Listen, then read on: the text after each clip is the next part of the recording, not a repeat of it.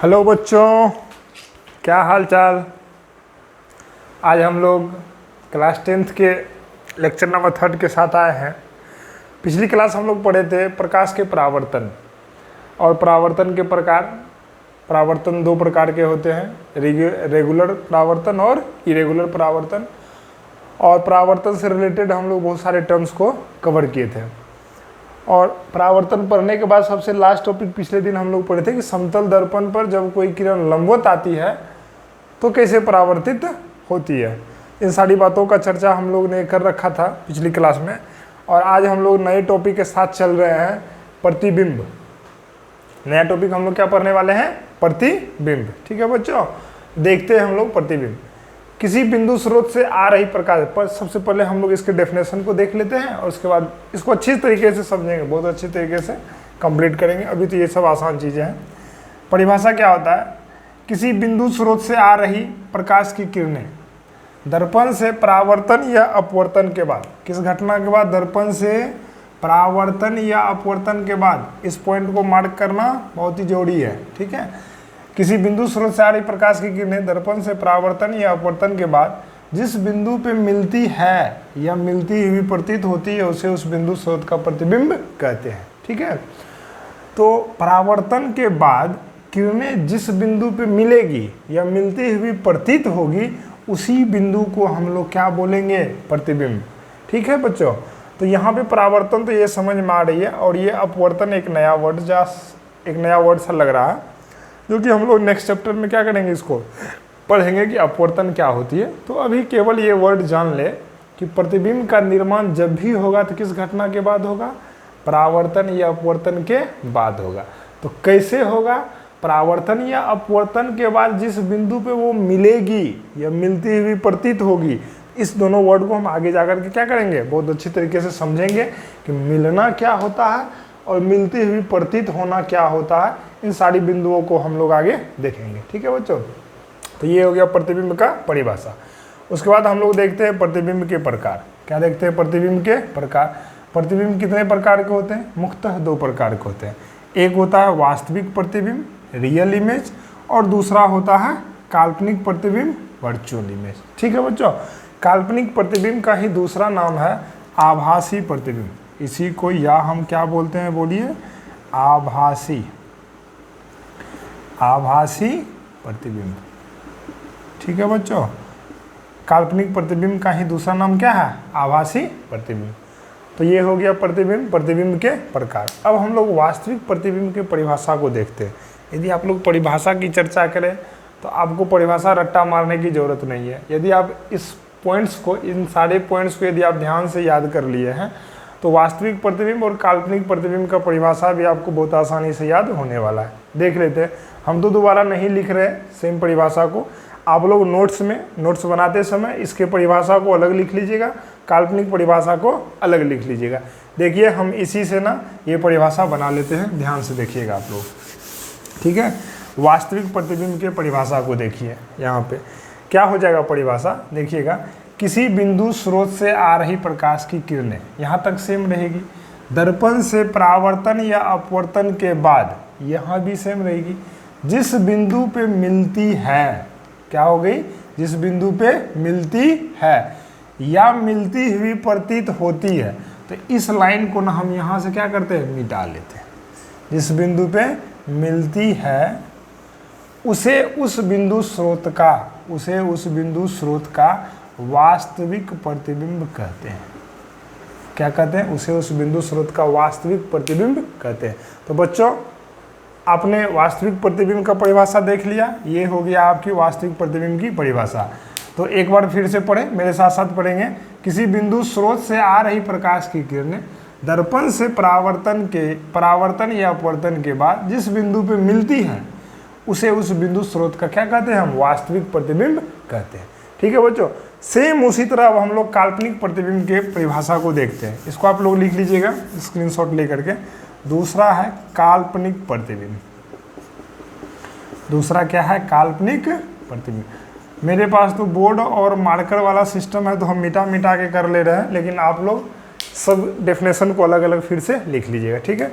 वास्तविक प्रतिबिंब की परिभाषा को देख लिया, अब हम लोग देखते हैं काल्पनिक प्रतिबिंब की परिभाषा को, ठीक है बच्चों। ध्यान से देखिएगा, इसमें भी वही चीज़, किसी बिंदु स्रोत से आ रही प्रकाश की किरणें दर्पण से परावर्तन या अपवर्तन के बाद जिस बिंदु पे मिलती हुई प्रतीत होती है, मिलती हुई प्रतीत होती है, उसे उस बिंदु स्रोत का क्या कहेंगे, काल्पनिक प्रतिबिंब कहते हैं।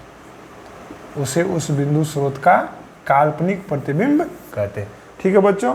तो परिभाषा आप लोगों को याद करने में कोई ज़्यादा कठिनाइयाँ नहीं होगी। हम उम्मीद करते हैं यदि आप लाइन को ध्यान से पढ़ेंगे तो प्रतिबिंब के परिभाषा में ही काल्पनिक प्रतिबिंब और वास्तविक प्रतिबिंब का परिभाषा छुपा हुआ मिलेगा, ठीक है। काल्पनिक प्रतिबिंब में क्या होती है बोलिए, ये काल्पनिक प्रतिबिंब की परिभाषा हो गई। काल्पनिक प्रतिबिंब में क्या होती है, दर्पण से परावर्तन या अपवर्तन के बाद मिलती हुई प्रतीत होती है। यहाँ पे क्या है, मिलती हुई प्रतीत होती है। लेकिन वास्तविक में क्या है, ये प्रतीत वर्ड नहीं रहता है, वहाँ पे मिलती हुई मतलब मिलती है, उसे उस बिंदु स्रोत का वहाँ पे क्या बोलते हैं, वास्तविक। और जब ही प्रतीत होती है तो इसे हम लोग क्या बोलेंगे, काल्पनिक। तो मिलती है और मिलती हुई प्रतीत होती है। जब हम लोग इमेज फॉर्मेशन को देखेंगे कि कैसे कैसे ऑब्जेक्ट कहाँ होता है, कहाँ पे इमेज बनता है, तब इन सारी बातों को हम लोग बहुत अच्छी तरीके से एक्सप्लेन करेंगे, ठीक है बच्चों। तो अब हम लोग नेक्स्ट टॉपिक चलते हैं, तब तक आप लोग स्क्रीनशॉट ले करके इसके डेफिनेशन को अच्छे से लिख लें। तो नेक्स्ट टॉपिक है बच्चों अपना वास्तविक प्रतिबिंब और काल्पनिक प्रतिबिंब में अंतर, ठीक है बच्चों। तो अब लोग अब इस टॉपिक को अपने पेज में नोट डाउन कीजिए। डिफरेंस बिटवीन वास्तविक प्रतिबिंब का real image, difference between real image and virtual image. हम ना बच्चों कोशिश करेंगे कि हर एक वर्ड का इंग्लिश वर्ड लिख दे, आप लोग भी उसको नोट डाउन कर लीजिएगा। अंग्रेज नहीं बनना है लेकिन जानना जरूरी है, ठीक है। तो वास्तविक प्रतिबिंब में सबसे पहला डेफिनेशन, आप लोग इसके परिभाषा को लिख लीजिएगा, इसके परिभाषा को लिख लीजिएगा। क्या हो जाएगा इसका परिभाषा, दर्पण से परावर्तन या अपवर्तन के बाद जिस बिंदु पे मिलती है उसे उस बिंदु स्रोत का वास्तविक प्रतिबिंब कहते हैं।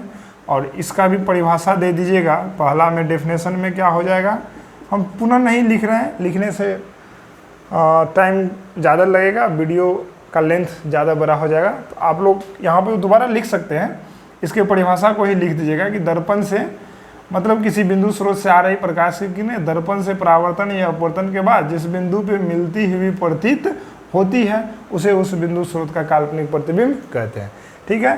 तो ये इसका पहला पॉइंट, ये भी इसका पहला पॉइंट, परिभाषा याद हो गया। दूसरा पॉइंट हो जाएगा बच्चों कि वास्तविक प्रतिबिंब को पर्दे पे प्राप्त किया जा सकता है, ठीक है। इसे पर्दे पे प्राप्त किया जा सकता है, ठीक है बच्चों। और इसका हो जाएगा इसे पर्दे पे प्राप्त नहीं किया जा सकता, इसे पर्दे पे प्राप्त नहीं किया जा सकता है, ठीक है भाइयों। अब तीसरा पॉइंट हम लोग लिख रहे हैं। तीसरा पॉइंट है कि यह वस्तु की अपेक्षा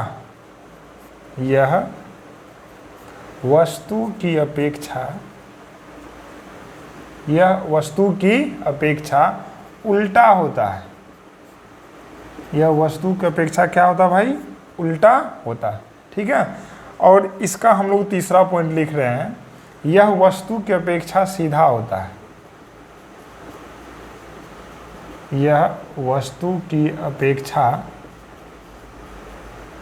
सीधा होता है। नेक्स्ट टॉपिक में हम लोग इस लाइन को कंप्लीट करने वाले हैं कि यह वस्तु की अपेक्षा सीधा होता है, कैसे होता है उस चीज़ों को हम लोग देखेंगे, ठीक है बच्चों।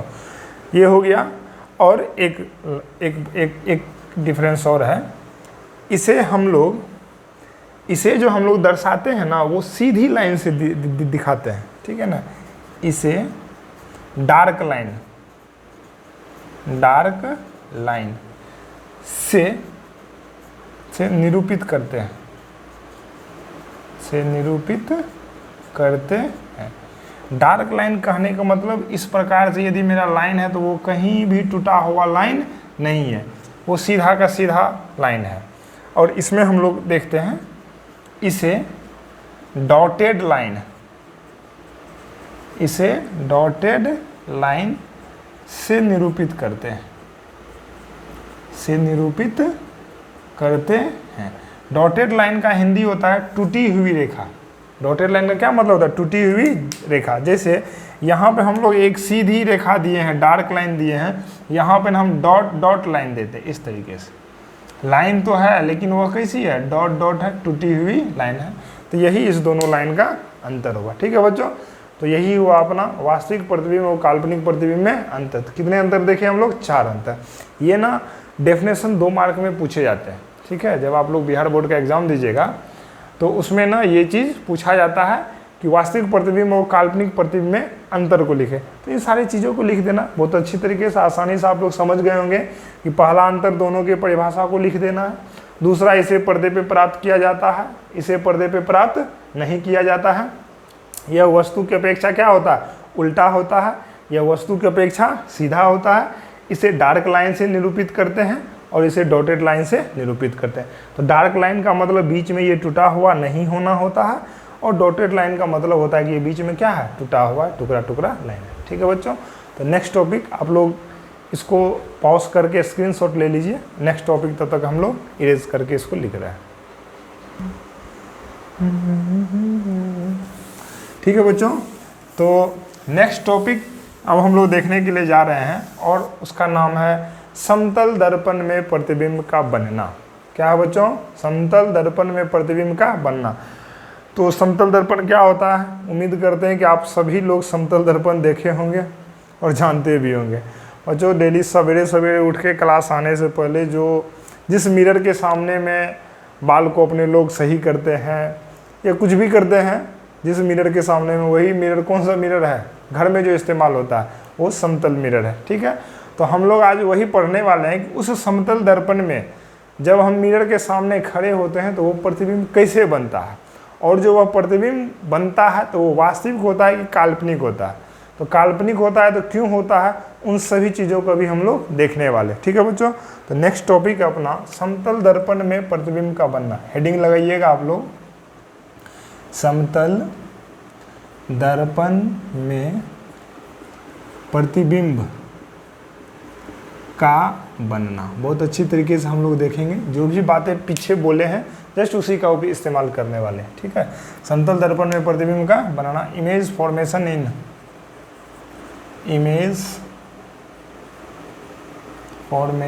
इन plane mirror, image formation in plane mirror.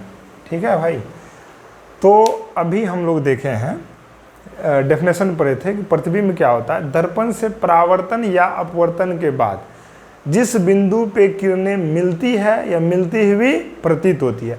तो डेफिनेशन से तो हमको इतना पता चल ही चुका है कि प्रतिबिंब का जो निर्माण होगा वो तो या तो परावर्तन के बाद ही होगा या तो अपवर्तन के बाद ही होगा।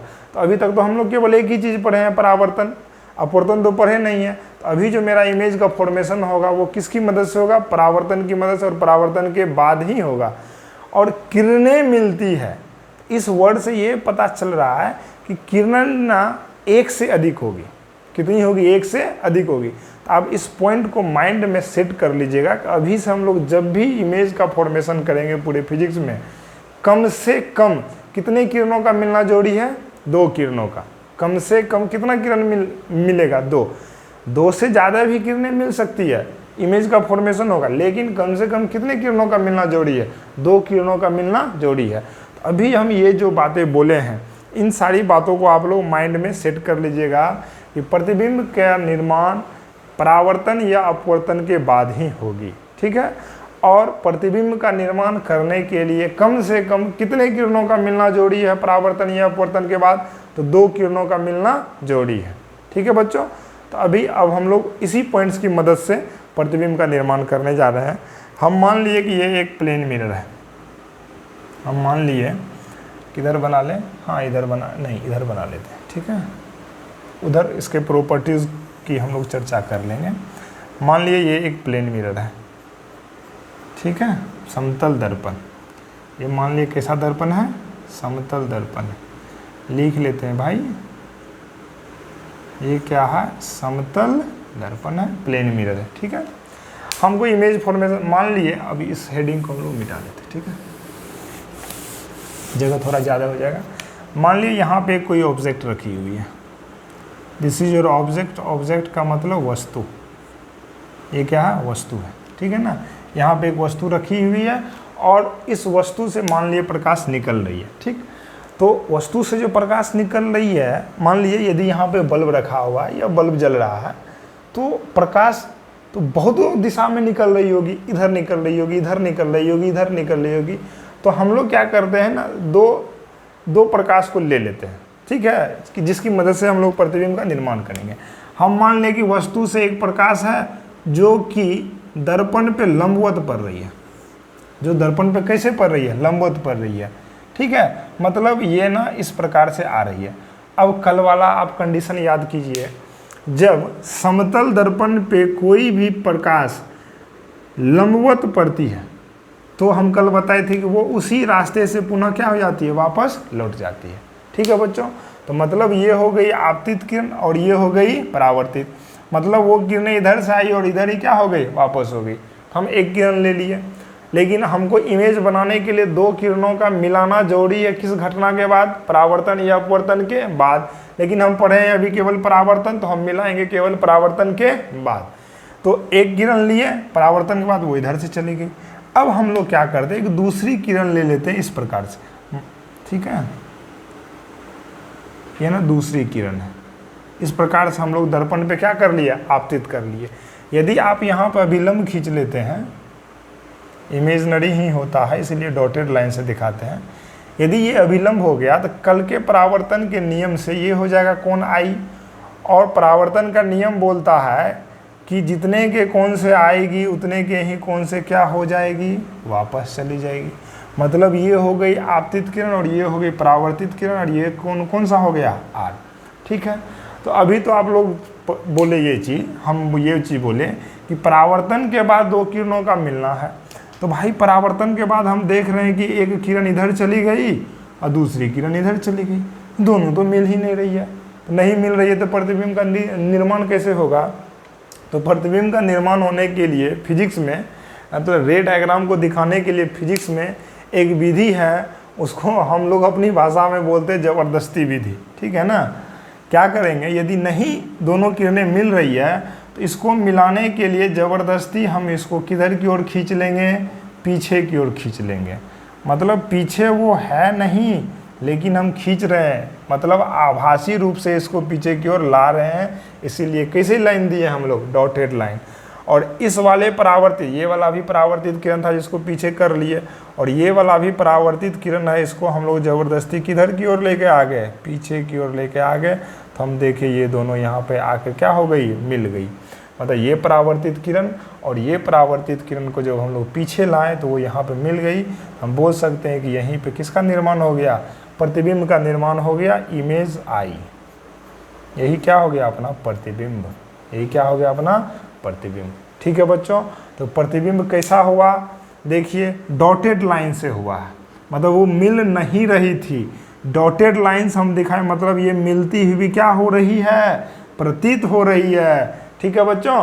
तो इसीलिए हम बोल सकते हैं कि समतल दर्पण में जो प्रतिबिंब का निर्माण होता है वो काल्पनिक होता है। वो क्या होता है, काल्पनिक। देखिए क्या यह वास्तविक रूप से मिल रही थी, मतलब एक रे इधर गई दूसरी रे इधर चली गई, वो मिल नहीं रही थी, लेकिन हमको इसको ज़बरदस्ती मिलाना पड़ा डॉटेड लाइन लेकर के। इसीलिए यह क्या हो रही है, मिलती हुई प्रतीत हो रही है। तो जहाँ भी मिलती हुई प्रतीत होगी परावर्तन के बाद, तो हम लोग बोलेंगे कि वो जो प्रतिबिंब होता है वो कैसा प्रतिबिंब होता है, काल्पनिक प्रतिबिंब होता है। कैसा होता है, काल्पनिक। तो हम लोग ये बोल सकते हैं कि समतल दर्पण में जो प्रतिबिंब का निर्माण होता है वो कैसा होता है, वास्तविक होता है, काल्पनिक होता है बच्चों। तो काल्पनिक क्यों काल्पनिक होता है, क्योंकि परावर्तन के बाद किरणें क्या हो रही है, मिलती हुई प्रतीत हो रही है, ठीक। दर्पण के आगे होता है या दर्पण के पीछे, तो हम देख रहे हैं कि ये कहाँ हो रहा है, दर्पण के पीछे हो रहा है, ठीक है बच्चों। उसके बाद गौर से देखिए, ये सारा हम ना समतल दर्पण में प्रतिबिंब के गुण की चर्चा कर रहे हैं, और ये सारी पॉइंट्स को हम लोग क्या करेंगे, लिखेंगे। तो हम लोग नहीं, पहले हेडिंग दे ही देते हैं, एक एक पॉइंट्स को हम लोग समझते जाएंगे, ठीक है। समतल दर्पण में प्रतिबिंब का बनना, तो प्रतिबिंब का गुण, हेडिंग क्या दे देते हैं, प्रतिबिंब का गुण, ठीक है, प्रतिबिंब का गुण। तो पहला गुण आप लोग इसको वर्ड में लिख लीजिएगा, हम छोटे छोटे वर्ड में लिख रहे हैं। पहला गुण क्या है बोलिए, प्रतिबिंब क्या है, वास्तविक है कि काल्पनिक है। तो सर प्रतिबिंब क्या है, काल्पनिक है। क्यों काल्पनिक, क्योंकि दर्पण के पीछे बन रहा है, डॉटेड लाइन से लिखा हुआ है।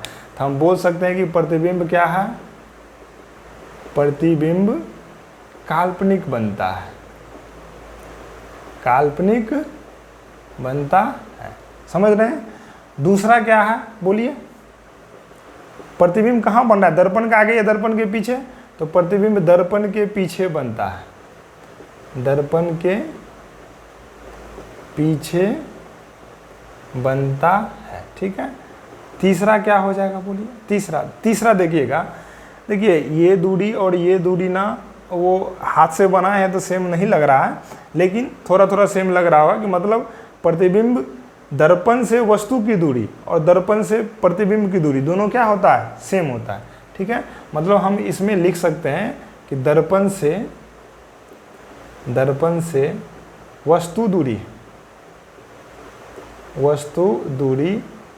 तथा प्रतिबिंब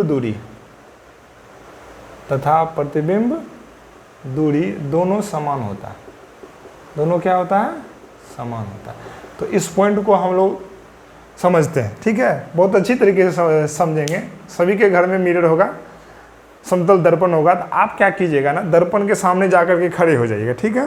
तो दर्पण के सामने जो ही खड़े होइएगा तो आपका प्रतिबिंब बनेगा। तो आप क्या कीजिएगा, दर्पण की ओर चलिएगा। तो जो ही आप दर्पण की ओर चलिएगा तो जैसे लगेगा कि मिरर में जो आपका प्रतिबिंब है वो भी आपकी ओर क्या हो रहा है, नज़दीक आ रहा है। फिर आप दर्पण से दूर जाइएगा तो आपको क्या ऐसा देखिएगा कि आपके अंदर का जो प्रतिबिंब है वो भी दर्पण से क्या हो रहा है, दूर जा रहा है। तो उससे यह बात सिद्ध हो रहा है कि हम दर्पण के जितनी दूरी आते हैं, जितने नज़दीक आते हैं, प्रतिबिंब भी पीछे से उतना नज़दीक आ जाता है। इससे हम जितना दूर जाते हैं प्रतिबिंब भी उतना क्या हो जाता है, दूर चला जाता है। तो इसमें हम लोग ये बात बोल सकते हैं कि दर्पण से वस्तु की दूरी तथा प्रतिबिंब की दूरी दोनों क्या होती है, समान होती है। तो ये 3 गुण हो गया। चौथा गुण हम लोग लिखते हैं। चौथा गुण क्या है, अब आप लोग ये बोलिए कि जब हम लोग दर्पण के सामने खड़े होते हैं तो अपना प्रतिबिंब कैसा बनता है, सीधा है या उल्टा बनता है, सीधा बनता है। क्योंकि भाई नाक ऊपर है, माथा ऊपर है तो ऊपर ही दिखता है। ऐसा नहीं है कि सर ऊपर हो जाता है, सर नीचे हो जाता है, पैर ऊपर हो जाता है, ऐसा नहीं होता। तो हम लोग बोल सकते हैं कि प्रतिबिंब कैसा बनता है, सीधा बनता है, प्रतिबिंब सीधा बनता है, ठीक है। 5वां गुण होता है कि प्रतिबिंब पार्श्व परिवर्तित होता है। प्रतिबिंब क्या होता है, पार्श्व परिवर्तित, ये नया वर्ड है और हम लोग इसको देखेंगे अलग टॉपिक में। इसको क्या करेंगे, हम लोग देखेंगे प्रतिबिंब पार्श्व परिवर्तित, लैटरल इन्वर्सन पार्श्व परिवर्तित होता है। पार्श्व परिवर्तित का मतलब होता है कि लेफ्ट वाला चीज़ राइट में बनता है, राइट वाला चीज़ लेफ्ट में बनता है। इसको हम लोग अगले टॉपिक में क्या करेंगे, कवर करेंगे। और छठा गुण है, एक और गुण है कोई, ठीक है,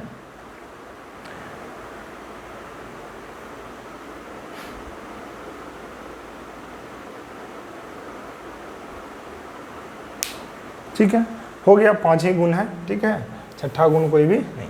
तो ये हो गया समतल दर्पण में प्रतिबिंब का गुण, ठीक है बच्चों।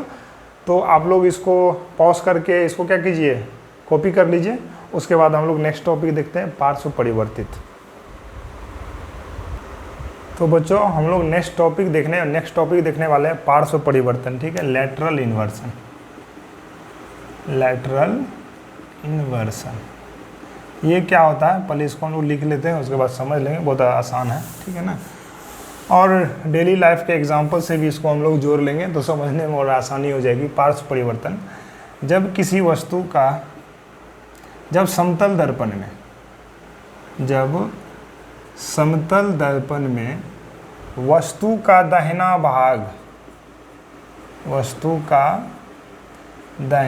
भाग बाईं ओर बाईं ओर तथा बायां भाग मतलब वस्तु का बायां भाग तथा वस्तु का बायां भाग समतल दर्पण में बने प्रतिबिंब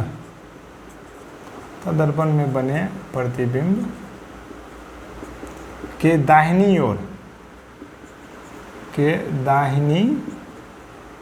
ओर होती है तो उसे पार्श्व परिवर्तन